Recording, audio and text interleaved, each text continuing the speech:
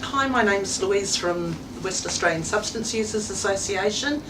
My name's Helena Pollard, and I am a family member of a family with the lived experience of both mental health issues and drug addiction.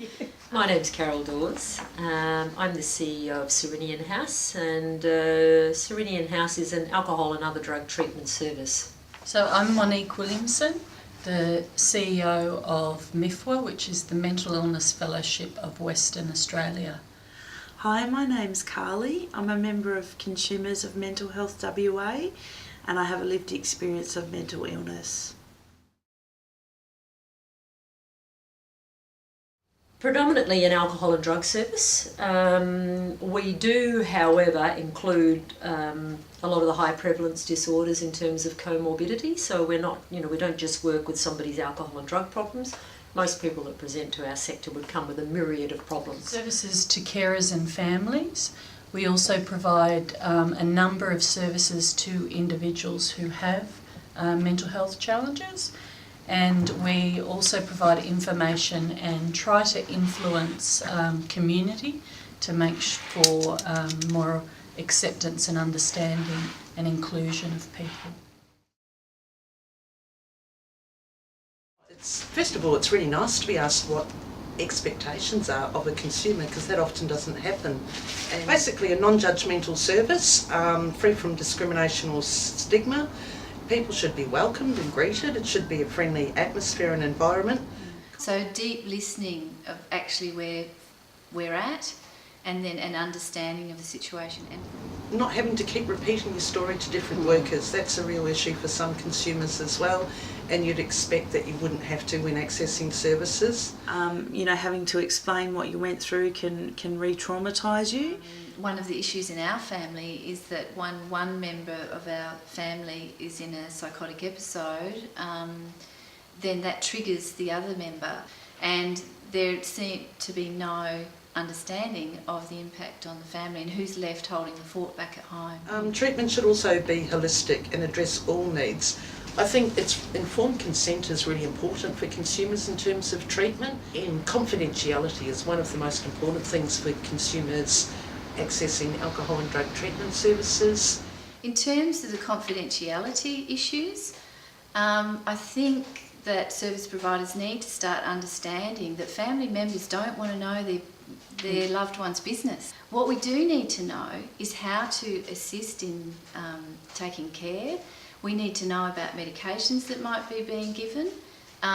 We need to know what the best strategy is. We need to understand recovery principles. In a counselling session, people think that they're there to talk about themselves, and some of the data that's required could take up a whole first or second session for any counsellor. I would hope to be treated with respect, hopefully to access services so that I can recover from that acute episode. And a person's treatment goals are respected. People have a range of goals that they want to address, and not all people may want an abstinence-based program. Someone may want to maintain stability on a methadone program, or they may want to address their opiate use but not their cannabis use. I think that service providers would actually gain a lot from listening to family members, that family members would like to be there at the initial phase of projects. Shared decision making with the health professionals. So that means numbers need to start being equal. When we're in a room, 5 consumers, 5 family members, 5 service providers. Our input actually makes service providers' life a lot easier.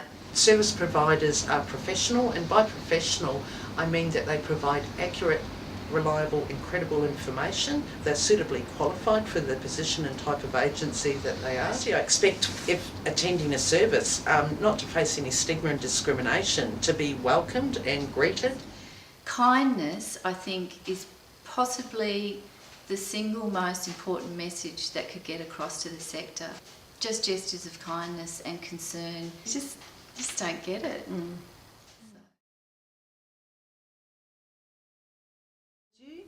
It'd be great if we could have like a little passport where we could, share what we're comfortable with about our lived experience that would help the health professionals provide us with the best care that's recovery focused. So one hope would be that the sector would not just see someone and say he has drug addiction issues, and once they get sorted out then we'll deal with the mental health issue. And so I would hope that there was a genuine understanding that those issues need to be dealt with together. There shouldn't be any wrong doors. If the agency doesn't meet the consumer needs, they should be referred to another service provider, or else the service is provided at that agency. Waiting lists can be a real deterrent in terms of accessing treatment services and waiting times.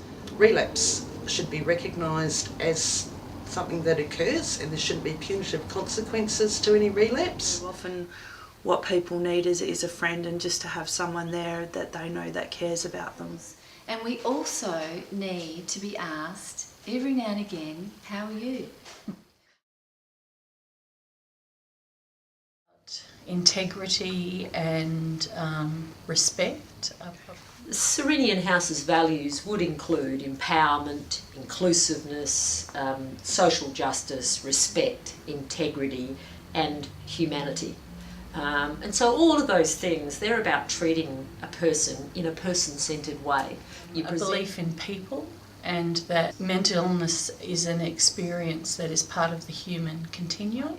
You're presenting to our service. We don't mind who you are or what you come in with.